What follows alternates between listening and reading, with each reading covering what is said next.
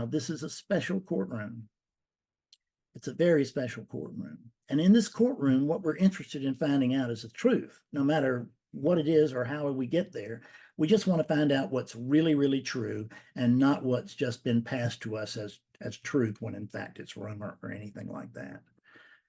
So the way that we're going to do that is, if I ask most people, so how can you prove that you're a you? Because that's what I'm suggesting, is in this room, there's this unit is the judge.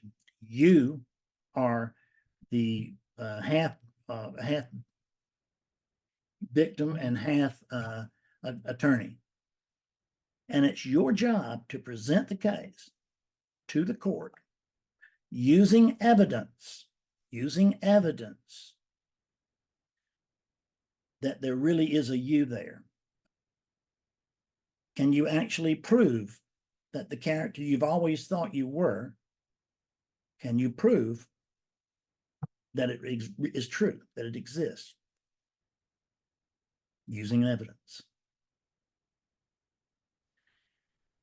So does anybody have any evidence that they can present, hard evidence to present, that proves that there really is a Louise or whatever your name is? And we call it your name, but you didn't come up with it. Somebody else came up with it, but you decided it's yours, as the rest of us have. So I'm not hearing any calls of evidence to prove that there really is a Max, for instance. So when that happens to me in private session, what I always do is I take people through a series of inquiries. It starts with the driver's license, because what they will present is identification. And we want to inquire into identification and see what identification really tells us, and see if it actually is evidence of a you there. The first thing we'll go into is a birth certificate, because that's really where your story started. Started with a birth certificate. And your parents got together and they said, well, we got a new unit coming. What are we going to name it? And your dad said, well, let's name it Zachary or something. And your mother said, no, it's going to be a girl. He said, okay, well, instead of Zachary, then let's call it Mary. And your mom says, okay, that's great.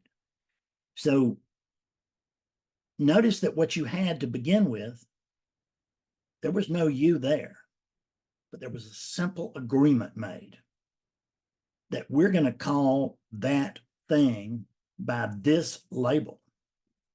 We're going to give that baby this handle. So let's go back to the delivery room where that unit was born, and let's look and see what we find. So we're going to go back now in time. We're going to go back to the day that unit was born, and we're going to go back to the delivery room that it was born in. And then we're going to look and see what we see. And we're invisible, so nobody can see us, but we can see everything very clearly. And when we look around, what do we see? Well, we see that there's a bunch of people surrounding a woman on a bed, a raised bed.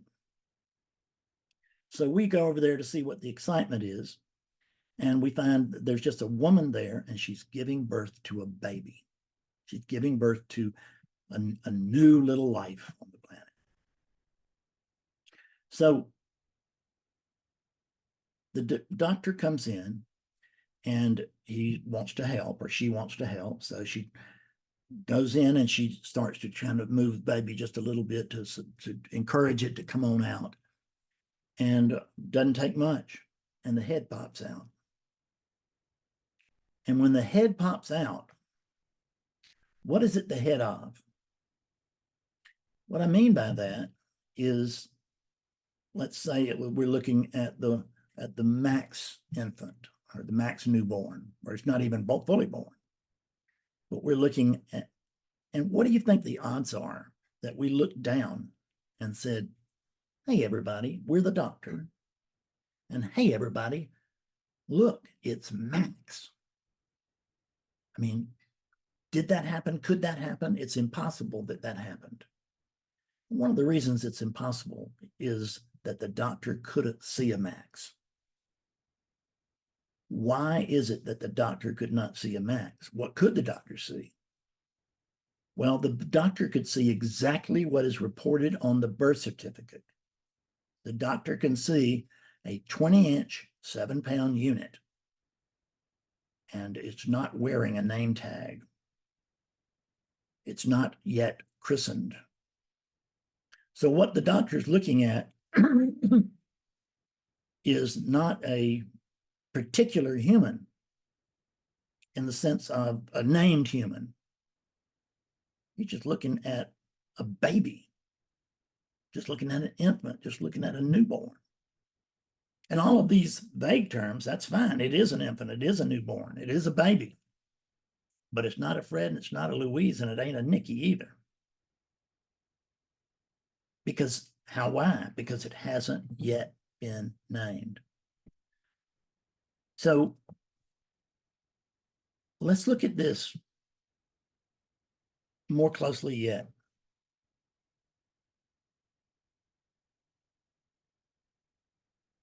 The doctor goes ahead and he gets the baby out, and the newborn is now on the table, or, and on blankets or something, I'm sure, put on a hard table.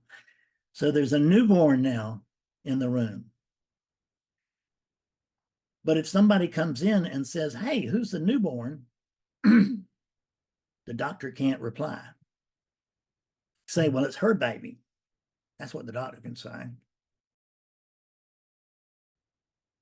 She delivered an infant. She delivered a newborn. But she did not deliver a particular thing, an independent entity with a name and a history and a future and all of that.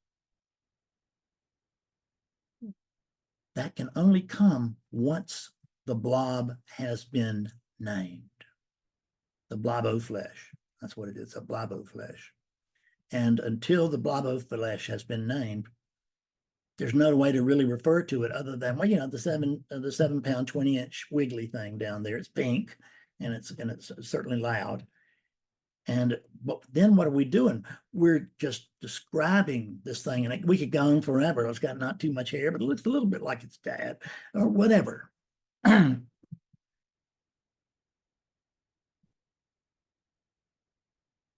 We need something more efficient than that, because this is it was busy back in the old West too, but now, my God, we've got cities, millions of people. You have to have a name. Not only do you have to have a name, but in America, and if you're somewhere else, you've got the equivalent of it. But in America, you have to have a social security number. So you've got a name and a number. And this is very convincing. But go in that room and ask the doctor, so what's that baby's number? And the baby doesn't have one yet, doesn't have a number. It has not been assigned a number. An official at the health department has not said, okay, we're matching these fingerprints up. And this description, 7-pound unit, dark hair, dark eyes, no scars evident, and it weighs 7 pounds and it's 20 inches long. And these people have decided to call it Jake. And then the wise people say, you know what? I like that name. It seems to fit this unit fine. We'll call it Jake too. And he writes it down. And there's where Jake is actually born. If there's no Jake, but the character is given legal standing right there and not before. It's